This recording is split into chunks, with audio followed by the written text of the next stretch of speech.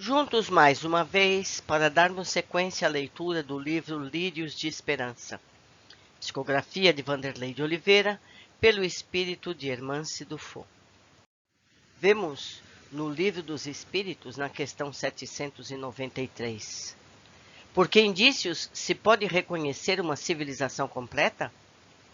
Reconhecê-la-eis pelo desenvolvimento moral.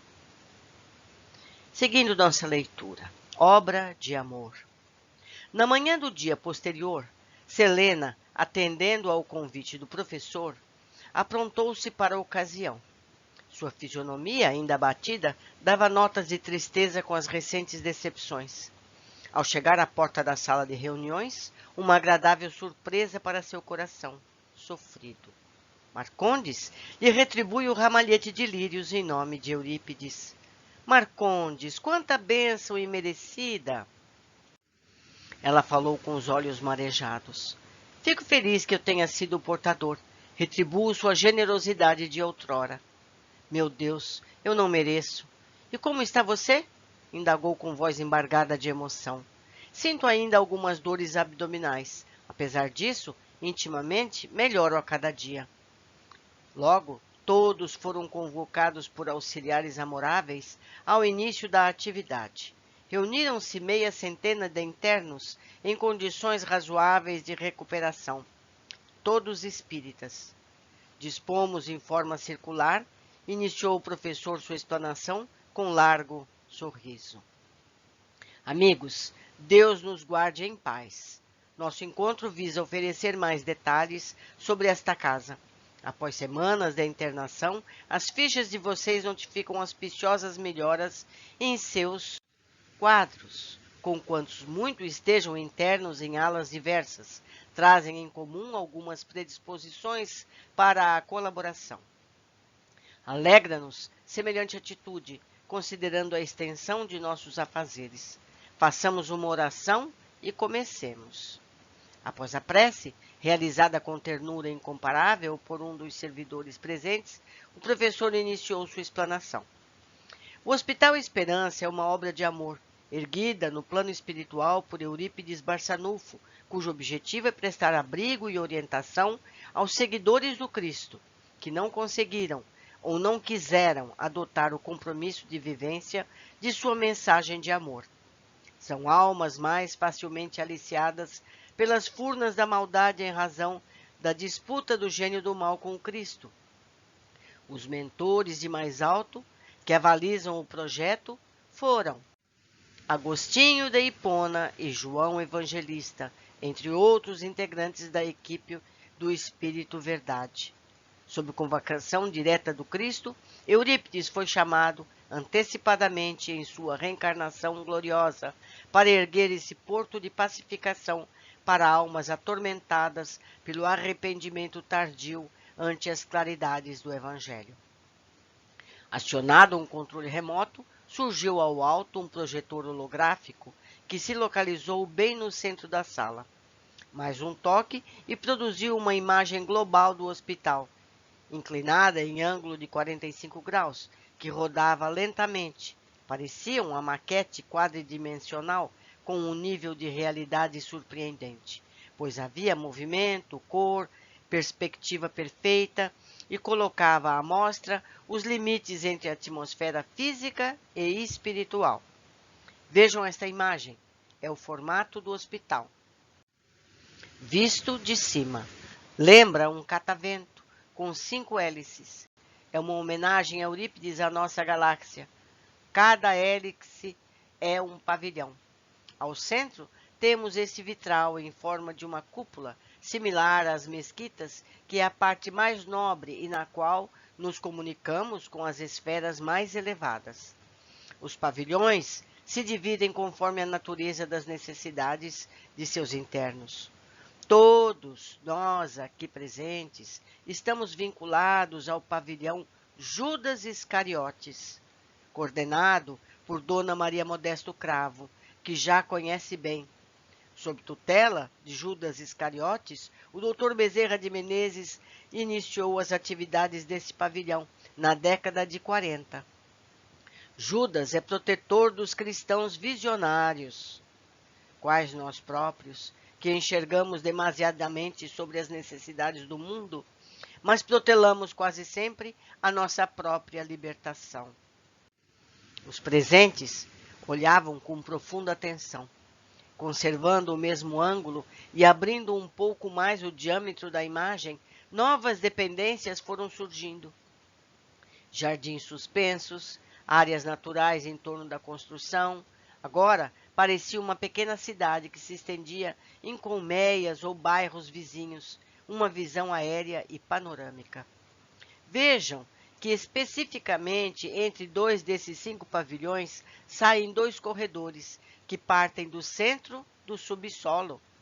Observem que o formato agora nos lembra um moinho com suas pás girando e suas hastes de sustentação como sendo esses 2 corredores. Logo lhes mostrarei mais detalhes, em outra imagem, sob nova perspectiva. Estes corredores são os portais de entrada e saída para outras dimensões. Atingem 120 metros de comprimento cada um. O corredor de entrada é o portal de acesso. O professor Cícero destacava essa parte da edificação com uma luz amarela. O outro corredor de saída é o portal dimensional. As alas restritas, as enfermarias para espíritos em estado grave e pacientes circunstanciais, as prisões, ficam naquele portal de acesso. Esses corredores, que são os pés do moinho, ficam nos 2 andares subsolos. O professor colocava a imagem em posição em que desejassem os aprendizes. Alguns se levantavam de suas cadeiras e se aproximavam ante a exuberância da projeção. Podiam perceber claramente pessoas se movimentando na holografia, como se, na verdade, a imagem estivesse sendo filmada concomitantemente com a apresentação. Mudando o ângulo de foco, continuou dizendo: agora vejamos em linha horizontal como se estivéssemos entrando pela portaria. Observem que são 5 andares em todos os 5 pavilhões e rodou a holografia como se desse uma volta completa, contornando horizontalmente o hospital. Abaixo desse nível, temos o subsolo 1 e o subsolo 2, totalizando 7 andares em cada um dos 5 braços. Nos subsolos, a maior ligação com as regiões abismais e com a própria Terra. Uma cortina vibratória, que por ora vamos abdicar de explicar, separa esses níveis dimensionais, sem, contudo, deixar de fazer parte da mesma obra. Observem aqui na portaria de entrada, e aumentou a proporção da imagem focalizada. Esta é uma réplica em tamanho natural da Casa do Caminho. Temos Pedro, Paulo e outros apóstolos reproduzidos em suas imagens naturais e reais, colhidas em arquivos de dimensões superiores e ausculturadas por artistas de nossa casa. Além da réplica, quem visita o lugar pode ouvir, através da clareaudiência, no tempo, os diálogos dos primeiros aprendizes do Cristo. Que maravilha, não é, meus amigos? Já imaginou se a gente puder fazer uma visita? Continuando. É um verdadeiro templo de meditação e recolhimento.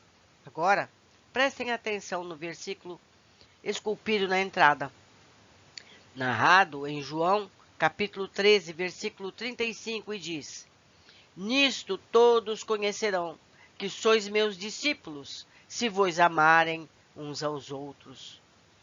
Quanto mais era mostrado, mais os participantes se encantavam em completa mudez, embora suas mentes fervilhassem de interrogações. Durou quase 50 minutos a exposição. Muitas outras dependências fizeram parte da amostragem. Encerrada a fala, o professor se colocou à disposição para o diálogo, e o debate por mais de 40 minutos se seguiu. Foi Marcondes quem iniciou, indagando: existe possibilidade de localizar o hospital em relação à geografia da Terra? A casa de Eurípides, em suas origens, está intimamente ligada à história do Sanatório Espírita Uberabense, fundado pela família de Dona Maria Modesto Cravo, O Hospital Esperança faz parte do planejamento do Espírito Verdade no transporte da árvore do Evangelho para o Brasil. Logo após de lançada as bases da doutrina em plena França positivista, o Espírito Verdade trouxe as sementes doutrinárias para este rincão, que a esse tempo já estava predestinado há quase 400 anos em se tornar o celeiro da mensagem cristã à luz da imortalidade. Eurípides reencarna em 1980, deixando na vida espiritual um projeto em andamento, no qual faz parte Dona Modesta e um número imenso de almas. Em 1899, Dona Modesta regressa ao corpo. Na sua juventude, reencontra com o apóstolo de Sacramento. É curada por ele e recobra o compromisso assumido.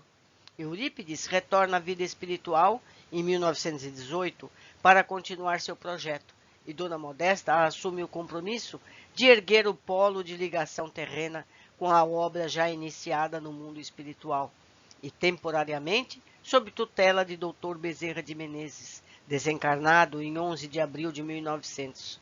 O Sanatório Espírita Uberabense foi inaugurado em 31 de dezembro de 1933. Na erraticidade, Eurípides lança as sementes do Hospital Esperança, em plena década de 30. O entrelaçamento desses núcleos de amor e redenção foi cada dia se estreitando, a ponto de tornar-se o primeiro núcleo avançado de ligação do Hospital Esperança com a Terra. Professor, pediu a palavra um trabalhador do estado do Amazonas. Por que o nome Hospital Esperança? Devido ao momento expiatório da Terra. Quem sofre, adoece psiquicamente, os sonhos fernecem, as emoções enregelam. Somente a esperança é capaz de acender na alma o desejo de galgar os degraus da caminhada humanizadora ante os golpes cruéis da dor. A transposição de ciclos expiatórios e provacionais para a regeneração significa evolutivamente uma cisão de reinos. É a saga do homem, assumindo seu estágio humanizador, deixando para trás as velhas bagagens enfermiças do instinto e do egoísmo. Impossível fazer semelhante mudança sem sofrimento e desolação. O raciocínio é apenas uma faceta da conquista humana.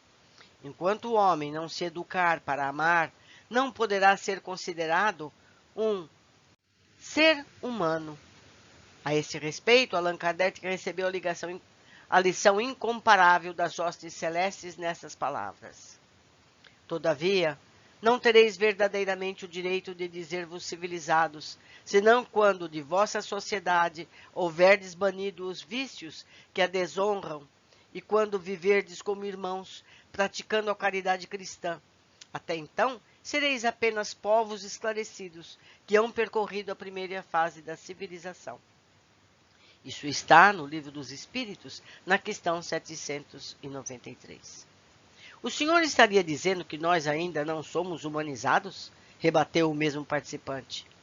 Na ótica da evolução universal, humanizar significa aprender a viver integrado à obra do Criador.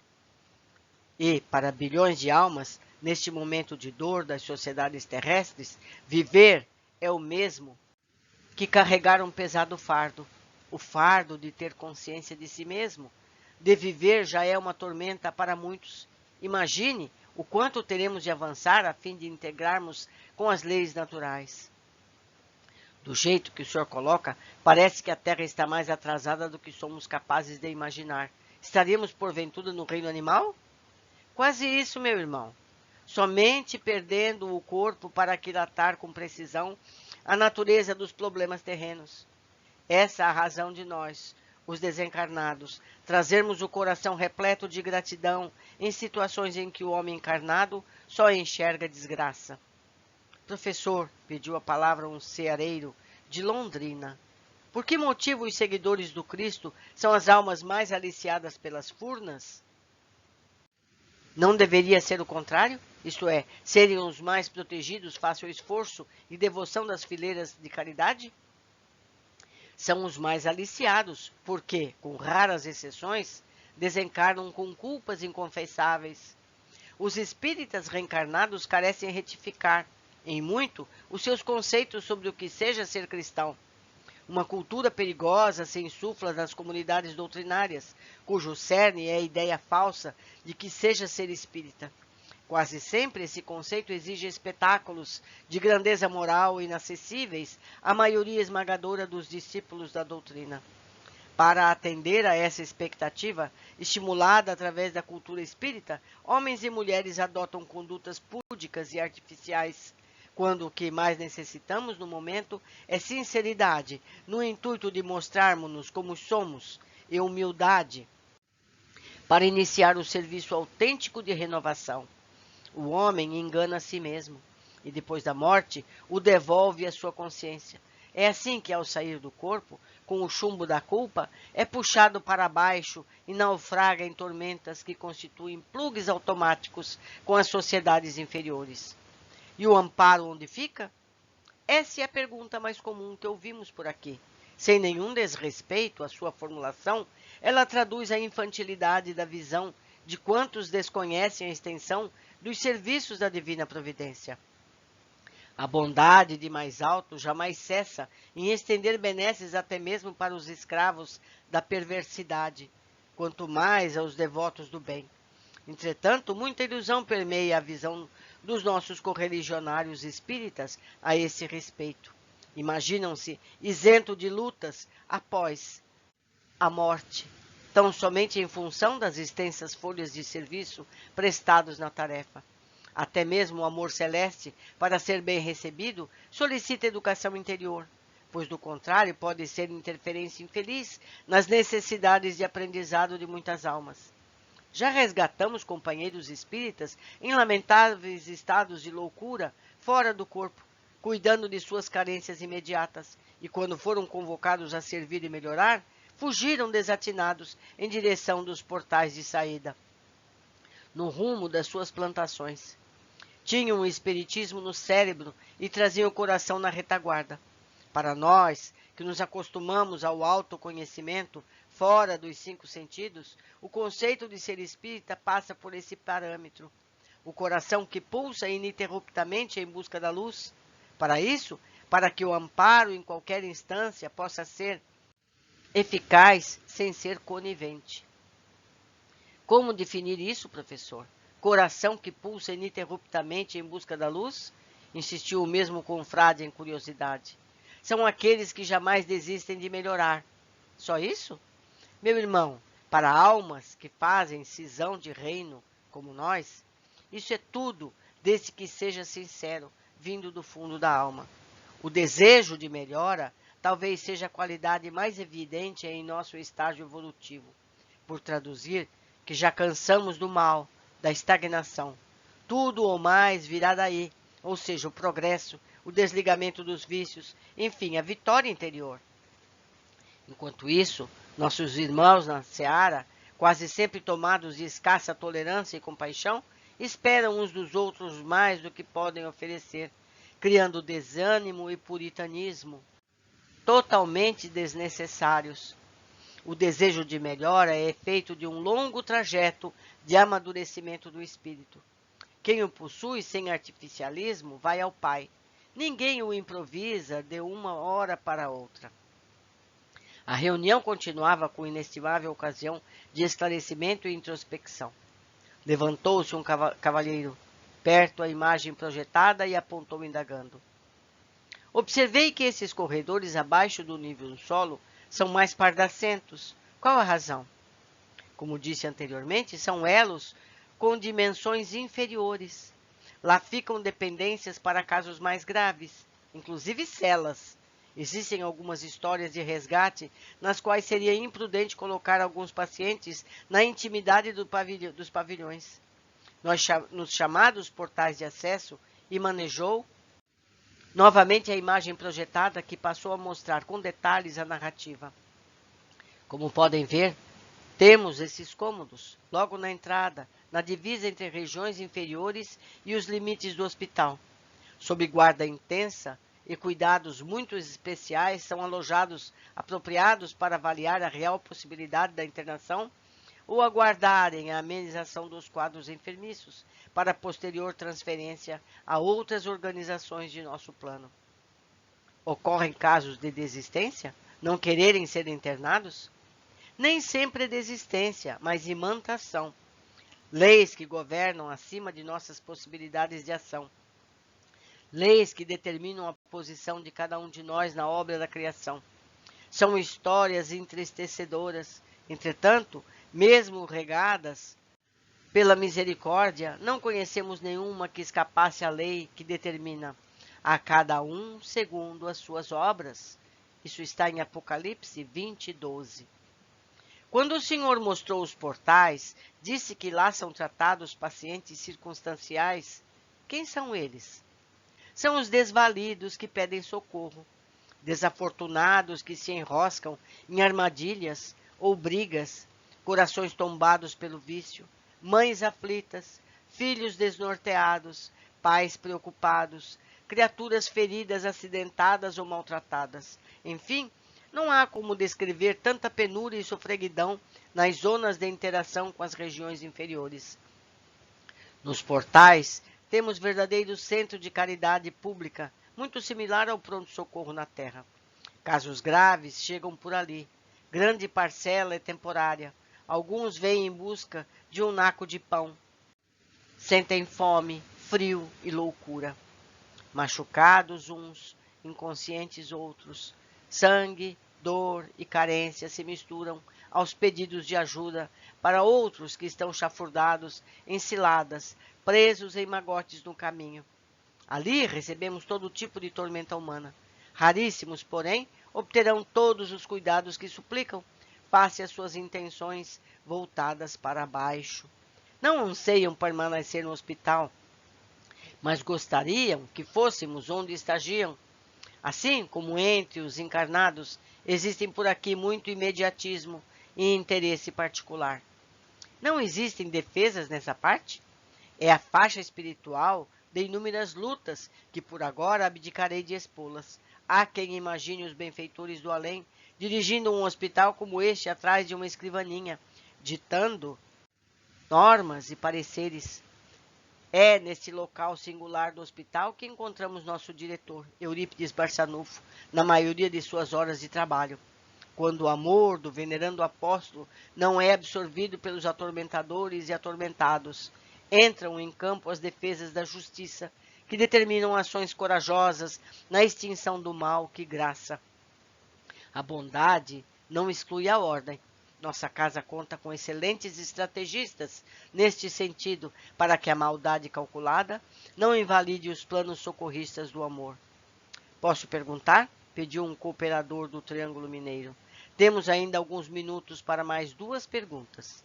Já ouvi falar desse hospital através de Chico Xavier, em 1980, mas não imaginava a grandeza desta obra.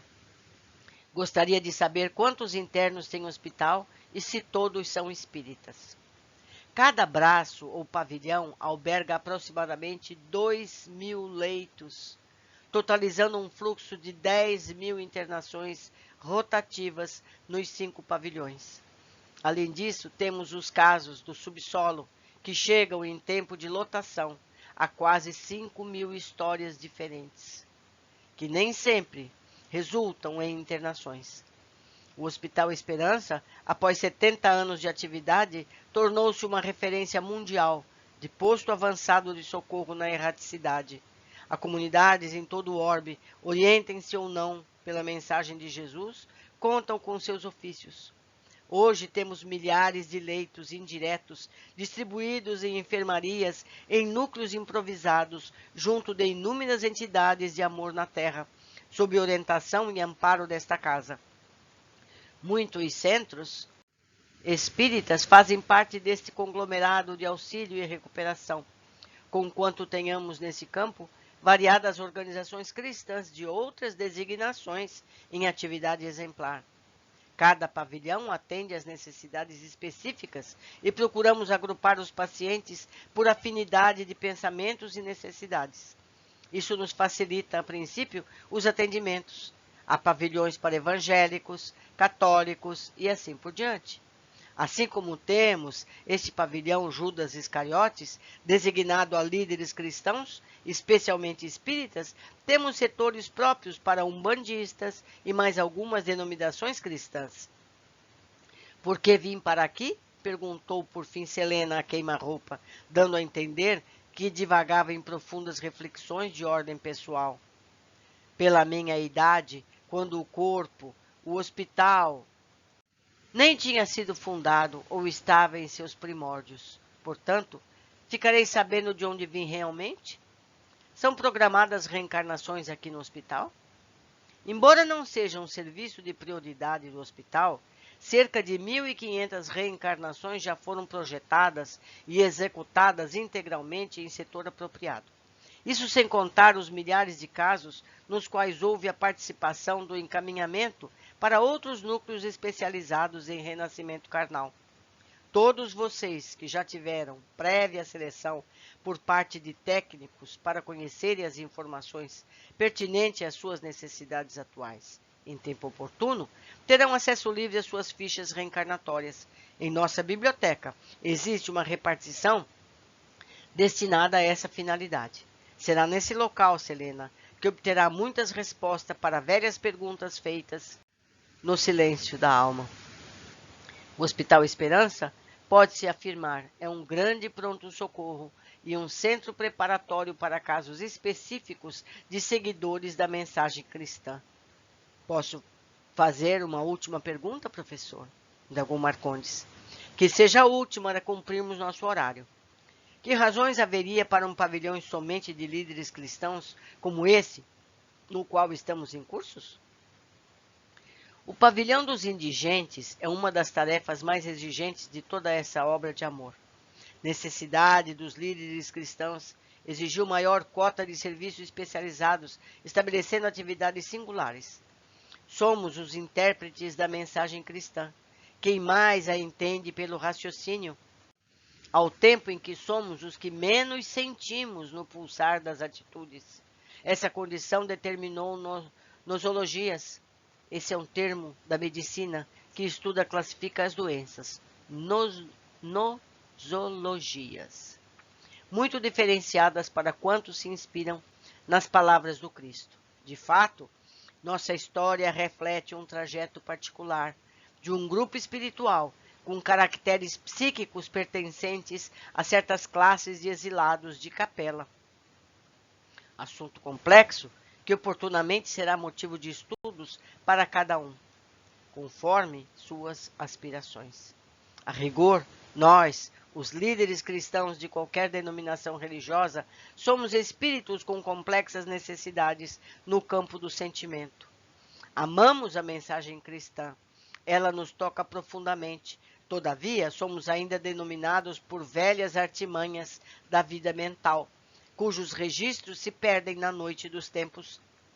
O professor interrompeu a atividade pontualmente no horário previsto. Orou em agradecimento e saiu ligeiramente para outros afazeres, deixando em todos os presentes o desejo incontido de indagar e conhecer outras nuances. Na condição de educador, ele sabia que essa curiosidade seria extremamente benfazeja aos dias vindouros daquele grupo de aprendizes. O resultado pôde ser percebido imediatamente, pois todos permaneceram no recinto, trocando impressões entre si e sobre cada um sabia além daquilo que fora exposto. Meus amigos, que capítulo cheio de informações maravilhosas!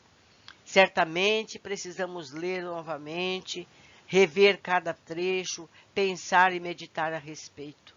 Deixo aqui o convite para vocês. Vamos ler as observações que eu fiz quando fiz esse estudo. Durante a reunião entre os dirigentes do hospital e os pacientes, é feita uma explanação sobre a arquitetura do Hospital Esperança. E nessa descrição, falam de um espaço destinado à mediunidade entre eles e os planos mais altos. Nos comunicamos com as esferas mais elevadas. Interessantíssimo, né? Existe um campo de mediunidade interplanos. 2. Importantíssima informação temos aqui, pois nos esclarece alguma coisa que muitos ainda têm confusa na mente. Relembro sempre que os trechos em amarelo são cópias do original. Todos nós aqui presentes estamos vinculados ao pavilhão Judas Iscariotes, coordenado por Dona Maria Modesto Cravo, que já conhecem bem. Sob tutela de Judas Iscariotes, o Dr. Bezerra de Menezes iniciou as atividades desse pavilhão na década de 40. Judas é o protetor dos cristãos visionários. Incluímos que o erro de Judas não foi uma traição, mas a ideia de que poderia acelerar o reino de Jesus na terra. Foi ingênuo e não deu atenção às palavras de Jesus, que afirmava que o seu reino não era deste mundo. Podemos discutir mais esse tema específico oportunamente.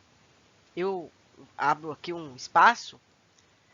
Eu já li alguns livros, há muitos anos atrás, em que mostrava esse comportamento de Judas. Ele achou que Jesus, com todo o poder que tinha, aproveitaria o momento de sua prisão para se comportar como nós todos nos comportaríamos, mostrando todo o seu poder e saindo em liberdade como um rei. Judas não sabia que o objetivo de Jesus era mostrar a mansidão. Jesus não tinha pressa. Mas vamos continuar focando no livro que estamos lendo. Há estruturas que ligam planos espirituais, possivelmente facilitando os transportes entre uns e outros. Esses corredores são os portais de entrada e saída para outras dimensões.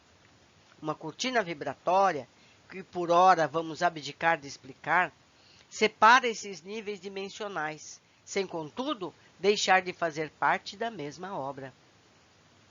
Não foi explicado, mas como essa cortina está nos corredores de acesso entre dimensões, acredito que seja uma cortina como as que a espiritualidade coloca nos centros espíritas, de modo a barrar espíritos que poderiam interferir nos trabalhos. Não é? Outra informação interessante é poder ouvir, através da clareaudiência, no tempo, os diálogos dos primeiros aprendizes do Cristo. Já imaginaram que maravilha? Poder ouvir como realmente tudo foi dito? Isso é possível. Isso é possível, nos foi mostrado. 6. Localizar o hospital em relação à geografia da Terra? A casa de Eurípides, em suas origens, está intimamente ligada à história do Sanatório Espírita Uberabense, fundado pela família de Dona Maria Modesto Cravo. O Hospital Esperança faz parte do planejamento do Espírito Verdade no transporte da árvore do Evangelho para o Brasil. Lembro mais uma vez que o Espírito Verdade é Jesus Cristo. É o mesmo hospital descrito nas obras psicografadas por Carlos Bacelli e o Espírito Inácio Ferreira. Temos o mesmo cenário descrito por 2 médiuns, e isso é muito valioso. Quer dizer, o conteúdo que nós estamos lendo por Vanderlei de Oliveira é a mesma descrição que o Carlos Bacelli faz, não é? Tendo o Espírito Inácio, que nós vemos também trabalhando no Hospital Esperança. Isso tudo é muito importante. 7. A nossa meta. O desejo de melhorar talvez seja a qualidade mais evidente de nosso estágio evolutivo, por traduzir que já cansamos do mal, da estagnação. Tudo ao mais virá daí, ou seja, o progresso, o desligamento dos vícios, enfim, a vitória interior. Precisamos ter em mente não só o desejo, mas nossas atitudes para melhorarmos. Podemos ter uma ideia desse tamanho. Estou falando em relação ao tamanho do hospital. Cada braço ou pavilhão alberga aproximadamente 2.000 leitos, totalizando um fluxo de 10.000 internações rotativas nos 5 pavilhões. No subsolo, que chegam em tempos de rotação a quase 5.000 histórias diferentes. Há pavilhões de evangélicos, católicos e assim por diante. Podemos imaginar, então, meus amigos, o número de funcionários que ali está. Não é? Imaginem só. Nono, respondendo à razão de um pavilhão para os dirigentes cristãos. Nossa história reflete um projeto particular de um grupo espiritual com caracteres psíquicos pertencentes a certa classe de exilados de capela. Precisamos, meus amigos, nos fixar nesse estudo. Nós todos viemos exilados e agora estamos vivendo um novo tempo de exílio. Estamos preparados para ficar na terra? A terra que ficará para os mansos e pacíficos? Somos nós mansos e pacíficos? Há muito que a gente meditar a respeito. Deixo aqui meu e-mail, nfeliz52@gmail.com. Eu espero que vocês me ajudem no entendimento de tantos itens importantíssimos que estamos lendo nessa obra. Ficarei muito feliz, seja por e-mail, seja na área de comentários, aqui mesmo no YouTube. Um grande abraço e até o próximo capítulo.